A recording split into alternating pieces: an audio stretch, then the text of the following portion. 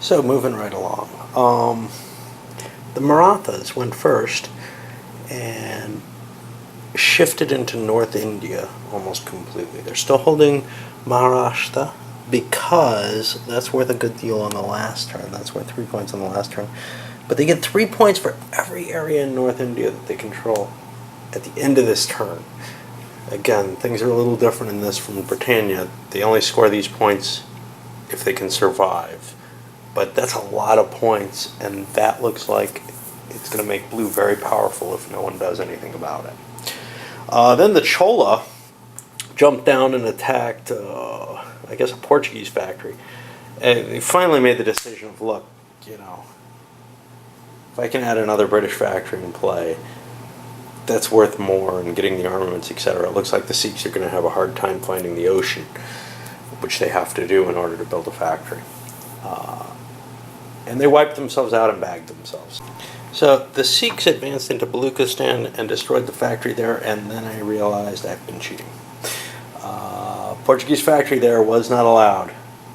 I'm going to deduct... First of all, the Mughals lose their armaments. But I'm going to deduct 3 victory points from green for that. However, the Sikhs are kind of sad because they would not have even gone where they went had they not thought they were going to get a factory. I'm afraid there's nothing I can do about that. Okay, so what else happened? The Mughals swept in and tried to attack the Maratha for the most part, because we're seeing that blue is very clearly in the lead by my book. They did mixed results there. They also they have their own desire here, turn 14 to get Andhra, and they marched in and took that. And that's going to be worth 4 points for them. Then after that, we see, while the Portuguese and Dutch are gone, the French lifted up and moved to Orissa to grab their third factory, their third coastal factory. But then the British came, and the British grabbed a factory in Bengal to get the Bay of Bengal factory. Landed on the French and took them out in Ceylon, and also attacked the Maratha up here in Maharashtra, and they were defeated there and went back to sea. This shouldn't be here. So they didn't quite get the 3 coast factories, but now they have 3 factories. They have more factories than anyone else does, so they don't have to use just 1 per coast. Unfortunately, they may have been better off sending an army to Sindh or whatever in order to try to get that. Actually, they wanted to do that instead of Bengal. Making lots of mistakes with purple. I'm going to score this because there are a decent number of points that are accumulated this turn. Okay, calculating up the points, green shot themselves up to 63. Probably the most points went to blue. They've made it up to 89. That's like 11 points. Yellow can't go anywhere. And purple got about 5 points off the British factories. Sikhs killed something too. Move to turn 15. Now turn 15 gives victory points to the new Afghans who are showing up. We're going to see some things. I'll show you what happens, what's coming in. Okay, so here we are in Maharaja, turn 15. What's exciting that starts on this turn? Well, the first thing is the Mughals no longer get any population increase for what they hold in North India. They've got to move, like the Muslims did, into South India if they want to increase. However, they still get points for areas in North India, so it's kind of a weird trade-off. We've got Afghans coming in, 6 of them and a leader. They score points this turn, and then they remove a couple of strength points, a couple of units and a leader.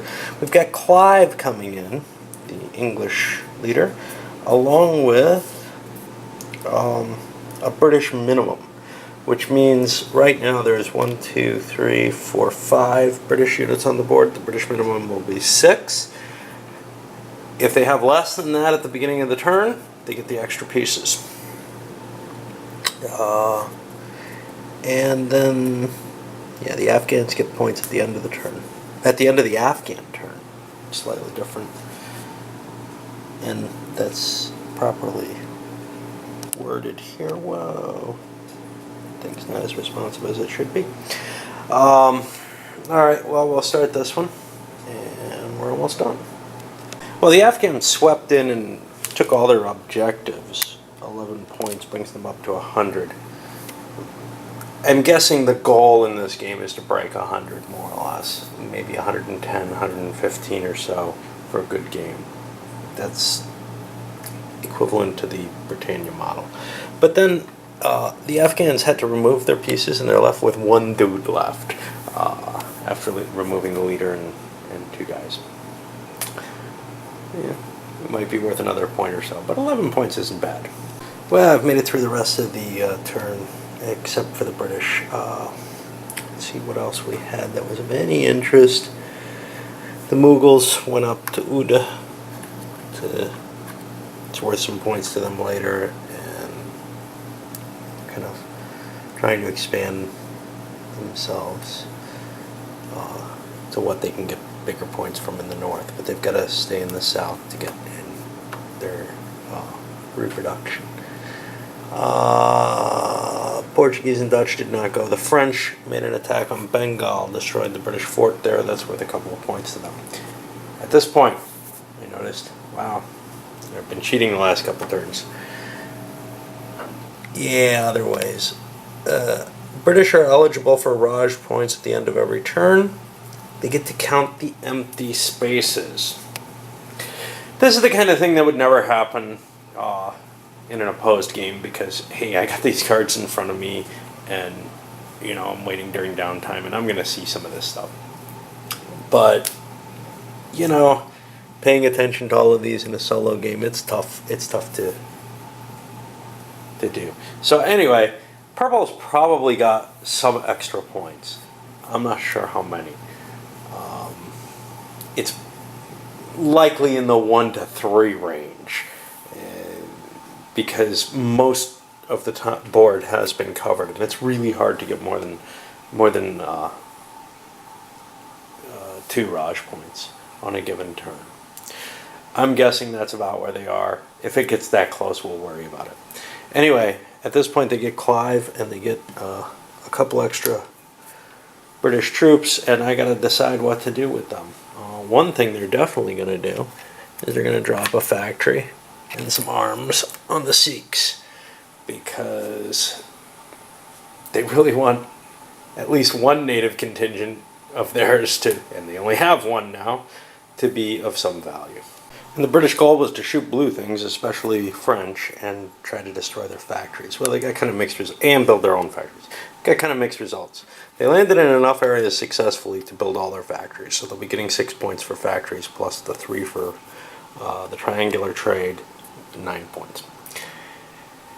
They wiped the French out, Bengal and Orissa. I think the French are actually bagged. They're out of the game at this point.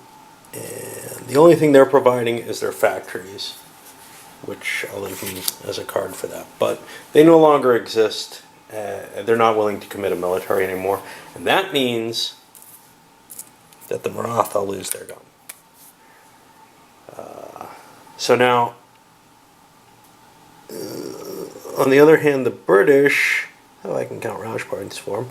1, 2, 3, 4, 5, 6, 7, 8, 9, 10, 11, 12, 13, 14, 15, 16, 17. They only get 1 for this turn. Like I said, I think we're talking a maximum of 3 points that I missed out on. Anyway, I'll score whoever gets points this turn. Oddly, and I think this may be a typo, but I'm not sure. This turn 15 points for the Muslims. Now, they're not going to score any. They looked at it and said, what? Huh? It's not mentioned over here on the turn record track. It's similar to what the Afghans have, but not quite the same. And I'm just left with this. I don't know. I'm playing with it. It didn't affect anything here. But, you know, blue doesn't look like they need much help, to tell you the truth. Anyway, I'll score the points and come back, and then we'll do the last turn. So as we move to turn 16, let me just show you where the points are at right now. 63 for green, 109 for blue, well in the lead. 72 for yellow, that's not able to go anywhere. And purple's at 65. So here on turn 16, only things that happen that are kind of interesting. British have a minimum of 6. They have a major invasion. Now, with their little handful of units, which is going to be 6, what big deal is that? Well, it gives them 2 turns. And they may be able to get more than a single or 2 Raj points because of that. And then everybody gets victory points at the end of the turn. So they may also be able to influence blue's ability to generate any more points, but I just don't think purple can make the 40 points up in this period, and I don't think anybody can. And we pushed through the entire turn. Not a lot's happened. The Marathas spread out. They get a lot of points if they take areas, so they're going to be the big goal for the British to wipe out, because each territory for them is worth at least 2. With this one worth 3. The Muslims also have some valuable area, just Mysore at 3. The rest of the southern Indians are worth 1 each. So I think the focus is going to be on northern India. Clive goes away. And we have 1, 2, 3 English. So we'll be getting 3 new ones. And I'll see how much damage I can do. It's probably not a lot. And then there's also, of course, the possible value. This is a doubly valuable area because it's multiply valuable. It's the factory. They lose the factory, they lose their guns. Oh, they don't have guns because the French are off the board. Okay, so the factory is worth a point. This is actually the most valuable location, probably. Anyway, I'll try to see what I can do to knock them down as much as I can. One thing you'll notice is the Sinhalese moved in, and they're coexisting with a British factory. They see no reason to attack the British factory, and it's doing them no harm. And if the Sikhs were to be, say, wiped out or something, the British could offer the Sinhalese guns. Not that there's time for that, but it's just one of the little neat things in the game. So the Brits kind of petered out. They knocked the Muslims out of here and here, but were unable to burn the French factory. They made some advances up here, but were defeated by this line. For whatever reason, the Maratha just held the line there. They could have retreated there, given that it was the second round. But, I mean, it's obvious that the British can't win anyhow. They managed to pull a Raj point, and then they'll be getting their max points for factories, but they failed to take out the French factory here, which would have reduced French gains. I'll come back with the total victory points, and then, since this one's gone fairly long, I'll have a special review video afterwards. Okay, so I scored things out, and I know this is kind of the least interesting thing in the game. Blue ends up winning with 132 points. That's a very high score. And everyone else is within a few points of each other in the 70s. 73 for green, 76 yellow, 77 for purple. I've got some doubts that this game is as close to being balanced as some of the others. I can't speak with any certainty on balance, but it definitely feels to me like that blue lead was not that unreasonable for at least people who do not know the game very well. I know that when we played an opposed game, there was it definitely felt like someone was running away with it, I think.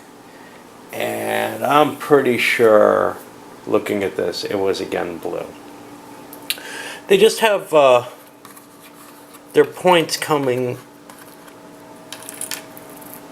at a time. So yellow gets all their points real early in the game.